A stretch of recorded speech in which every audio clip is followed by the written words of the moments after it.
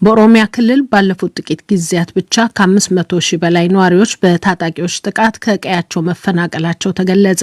በደቡብና ደቡብ ምስራቅ የኦሮሚያ ክልል ቆላማ አካባቢዎች ደግሞ ዘንድሮ በተከሰተው ድርቅ ከ400 ሺህ በላይ ዜጎች ለችግር መዳረጋቸውን የክልሉ የኮሚኒኬሽን ጉዳዮች ኃላፊ አመልክተዋል።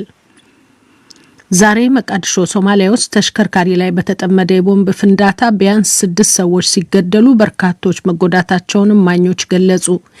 ለጥቃቱ ሶማሊያ ውስጥ የሚንቀሳቀሰው ጽንፈኛ ታጣቂ ቡድን አሸባብ ኃላፊነቱን ወስዷል። የመን ውስጥ የተሰማራው የተባበሩት መንግስታት ድርጅት ልዑክ በአማጽያን ቁጥጥር ስር የሚገኘው የሆዴይዳ ወደብ ለወታደራዊ ተግባር ጥቅም ላይ መዋሉ እንዳሳሰበው አመለከተ። ብዙ ተጠብቆ የነበረው በሩሲያና በሰሜን አትላንቲክ የጦር ቃል ኪዳን በምህጻሩ ኔቶ መካከል ዛሬ የተካሄደው ውይይት ያለ ውጤት ተጠናቀቀ። ዜናው በዝርዝር። በኦሮሚያ ክልል ባለፉት ጥቂት ጊዜያት ብቻ ከ500 ሺህ በላይ ነዋሪዎች በታጣቂዎች ጥቃት ከቀያቸው መፈናቀላቸውን የክልሉ መንግስት አመለከተ።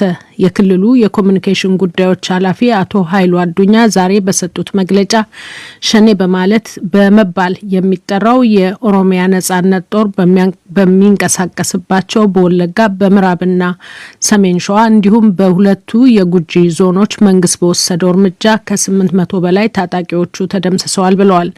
ቡድኑ በተለያዩ አካባቢዎች በሚያደርሰው ጉዳት ብዙዎችን ለችግር መዳረጉንም አመልክተዋል።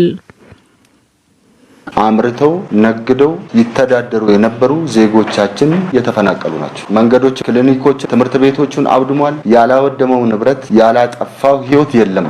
መንግስትም አስፈላጊውን እርምጃ ሁሉ እየወሰደበት ይገኛል። የክልሉ የልማትና ሰላም እንቅስቃሴን በሚመለከት ለመገናኛ ብዙሃን በሰጡት መግለጫም የጸጥታ ችግሮችን ከመቋቋም ጎን ለጎን የልማት ስራዎች እየተሰሩ መሆኑንም ገልጸዋል።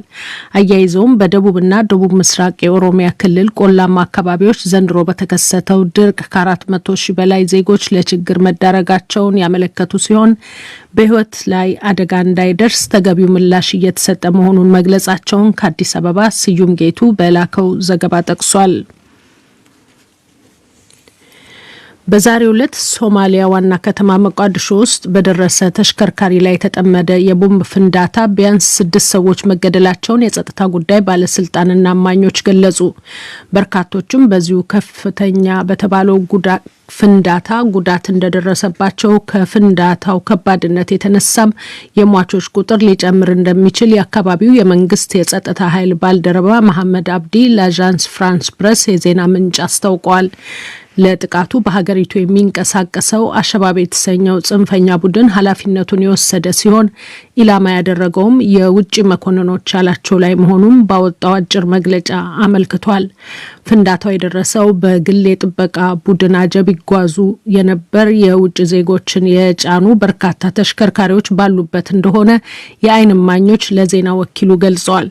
በአካባቢው የነበረ ህንጻም ጉዳት እንደደረሰበት ነው የተነገረው። በዚህም የሟቾችና የተጎጂዎች ቁጥር ሊበረክት ይችላል የሚለውን ጥርጣሬ ከፍ አድርጎታል። ጥቃቱ የደረሰው የሶማሊያ መሪዎች ለወራት እያወዛገባቸው የተጓተተውን ምርጫ በሚመለከት ከስምምነት ደርሰው ቀን መቁረጣቸው በተሰማ ማግስት ነው። የተባበሩት መንግስታት ድርጅት የጸጥታው ምክር ቤት ማሊ ላይ ማዕቀብ ለመጣል ያዘጋጀውን እቅድ ቻይናና ሩሲያ ተቃወሙ። የማሊ መሪዎች በሚቀጥለው ወር ይደረጋል ተብሎ የነበረው ምርጫ ወደ ጎርጎሮሳዊ 2026 መግፋታቸውን በመቃወም በፈረንሳይ አሳሳቢነት በቀረበው ረቂቅ ላይ የጸጥታው ምክር ቤት አባላት አልተስማሙም። በዝግ በተካሄደው ውይይት የጸጥታው ምክር ቤት አባላት እንዳልተስማሙ ያመለከቱት በመንግስታቱ ድርጅት የኬንያ አምባሳደር ማርቲን ኪማኒ በጉዳዩ ላይ ቀለል ያለ መግለጫ እንደወጣ ለአሶሲኤትድ ፕሬስ የዜና ምንጭ ገልጸዋል። ቀደም ሲል የምዕራብ አፍሪካ ሀገራት የኢኮኖሚ ትብብር በእንግሊዝኛ ምህጻሩ ኤኮዋስ ማሊ ላይ ማዕቀብ የጣለ ቢሆንም የጸጥታው ምክር ቤት አባላት በእርምጃው ባለመግባባታቸው ኤኮዋስ ተገቢው ድጋፍ እንዳልተሰጠም ኪማኒ አመልክተዋል። የምክር ቤቱ አባላት የሆኑት 3 የአፍሪካ ሀገራት ኬንያ፣ ጋናና ጋቦን ግን ለኤኮዋስ ውሳኔ ድጋፋቸውን በመግለጽ ማዕቀብ መጣሉ በማሊ የሽግግር ሂደቱ እንዲፋጠንና ህገ መንግስታዊው ስርዓት ፈር እንዲይዝ ይረዳል የሚል አቋም ማሳየታቸው ተገልጿል። አድማጮች የምትከታተሉት የዶይቼ ቬለ ዲደብሊውን ዜና ነው።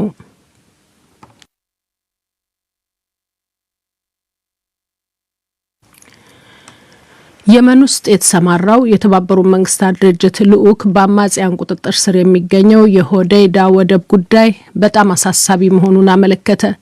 በየመን የመንግስታቱ ድርጅት ልዑክ ወደቡ ለወታደራዊ ተግባር ጥቅም እየሰጠ መሆኑ ከባድ ስጋት እንዳሳደረበት በመጥቀስም ቦታው ላይ ተገቢው ምርመራ እንዲደረግ ፈቃድ ጠይቋል። ወደቡ በርካታ ዓመታትን ባስቆጠረው ጦርነት ምክንያት ለከፍተኛ የረሃብ አደጋ ለተጋለጠው የየመን ህዝብ ሰብአዊ እርዳታ ለማቅረብ ትልቅ ሚና እንዳለው ነው የተገለጸው። በሳውዲ አረቢያ መራሹ ጥምረት የሚታገዙት የመንግስት ኃይሎች በኢራን የሚደገፉትን የሁቲ ሚሊሻዎች በቀይ ባህር ዳርቻ የሚገኘውን አካባቢ የጦር ኃይል ቀጠና አድርገዋል በማለት ይከሳሉ። ባለፈው ሳምንትም የአረብ ኤሚሬትን ሰንደቅ የያዘችው መርከብ ሚሊሻዎቹ መያዛቸው ሌላ የስጋት መንስኤ ሆኗል። የመንግስት ኃይሎችን የሚደግፈው ሳውዲ መራሹ ጥምር ኃይል የተያዘችው መርከብ መድኃኒት የጫነች መሆኗን ሲገልጽ፣ ሁቲዎች በበኩላቸው የጦር መርከብ ናት ባይ ናቸው። በየመን የመንግስታቱ ድርጅት ልዑክ ሆዴይዳ ወደብ በሚሊዮን ለሚቆጠሩ የመናውያን የህይወት አድን መስመር መሆኑን በማሳሰብ አካባቢው ከወታደራዊ እንቅስቃሴ ነጻ እንዲሆን ተማጽኖውን አቅርቧል።